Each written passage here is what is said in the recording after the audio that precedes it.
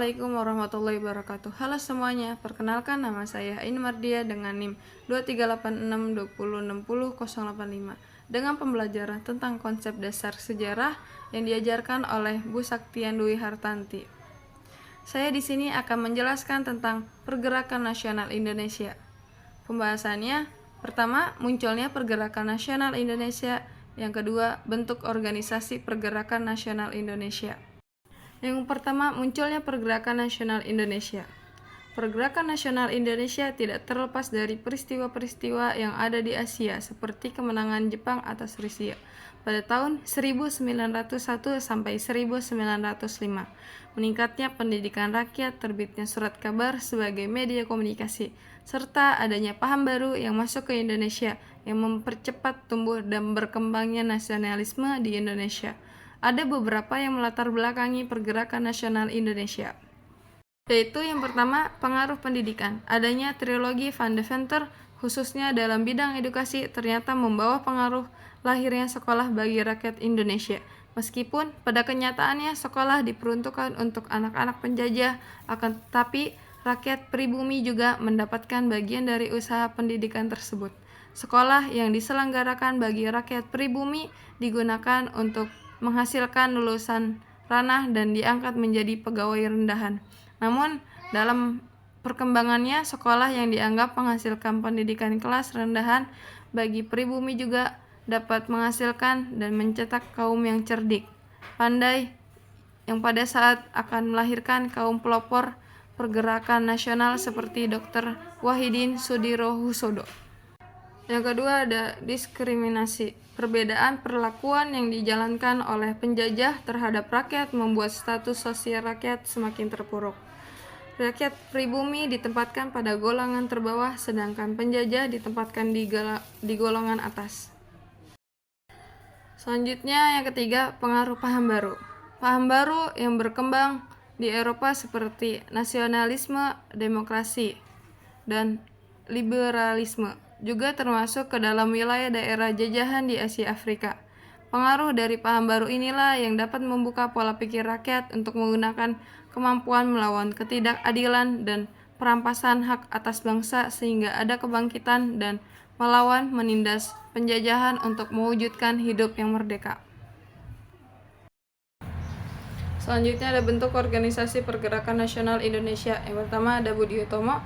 Era kebangkitan nasional ditandai dengan lahirnya Budi Utomo pada tanggal 20 Mei 1908 yang didirikan oleh Dr. Sutomo Sunarji dan Gunawan Mangkunkusumo yang merupakan mahasiswa Stovia atau Sekolah Kedokteran Jawa.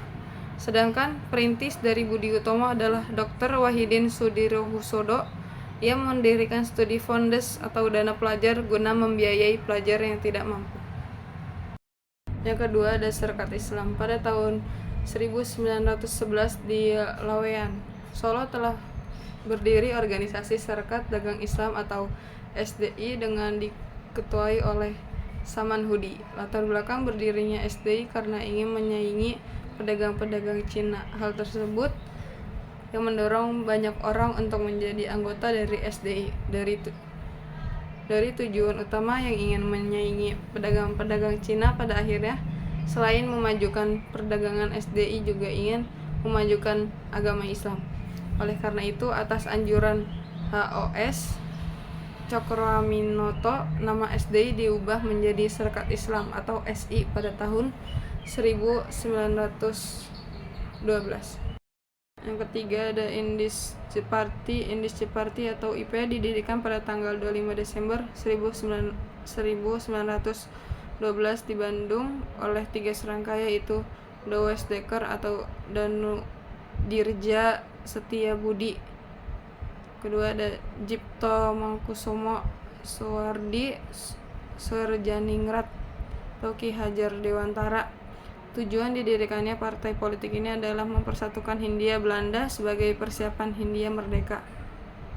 Tujuan ini disebarluaskan melalui surat kabar di Ekspres.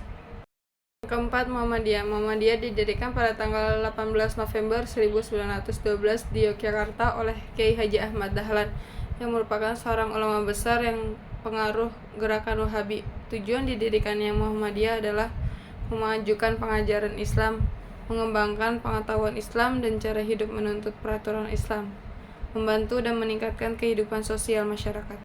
Yang kelima, Partai Komunis Indonesia. Partai Komunis didirikan pada tanggal 4 Mei 1914 oleh Henk Sneevliet mendirikan Indische Sociaal Democratische Vereniging atau ISDF atau Persatuan Sosial Demokrat Hindia Belanda.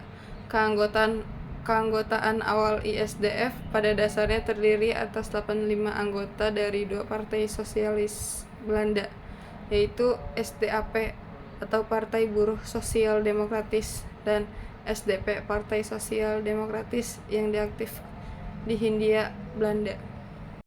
Keenam, Taman Siswa. Taman Siswa merupakan lembaga pendidikan nasional yang didirikan Suwardi Soedjadingrat atau Ki Haji Dewantara di Yogyakarta pada tanggal 3 Mei 1922. Lembaga ini bertujuan untuk menyesuaikan sistem pendidikan dengan kebudayaan Indonesia.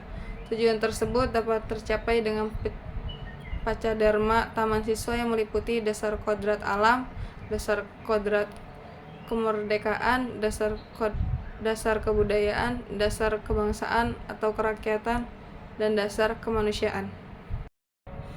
Yang ketujuh, Partai Nasional Indonesia atau PNI. PNI berdiri pada tanggal 4 Juli 1927 di Bandung. Didirikan oleh Yar Soekarno, Dr. Cipto Mangkusomo, Yar Anwari, Yar Sartono, Yar Sonario, Mr. Budianto, Dr. Sanusi dengan tujuan utama yaitu kemerdekaan Indonesia. Tujuan ini hendak dicapai atas asas percaya pada diri sendiri, artinya memperbaiki keadaan politik, ekonomi, dan sosial dengan kekuatan sendiri. Misalnya dengan mendirikan sekolah-sekolah politik, bank nasional, dan koperasi. Yang ke-8, Gerakan Wanita. Pelopor Gerakan Wanita adalah R.A. Kartini, putri Bupati Jepara Aryo Sasrodiningrat. Kartini memiliki cita-cita mengangkat derajat wanita melalui pendidikan dan pengajaran. Untuk merealisasikan keinginannya itu, Kartini mengadakan kontak lewat surat dengan wanita barat dan juga wanita di Nusantara. Dari Jawa Barat muncul tokoh wanita bernama Dewi Sartika yang berusaha melepaskan diri dari tradisi dan adat pingitan bagi wanita seperti kawin paksa dan poligami. Cukup sekian dari penyampaian saya, semoga bermanfaat. Kurang lebihnya mohon maaf apabila salah kata, mohon dimaafkan. Wabillahi taufiq wal hidayah. Wassalamualaikum warahmatullahi wabarakatuh.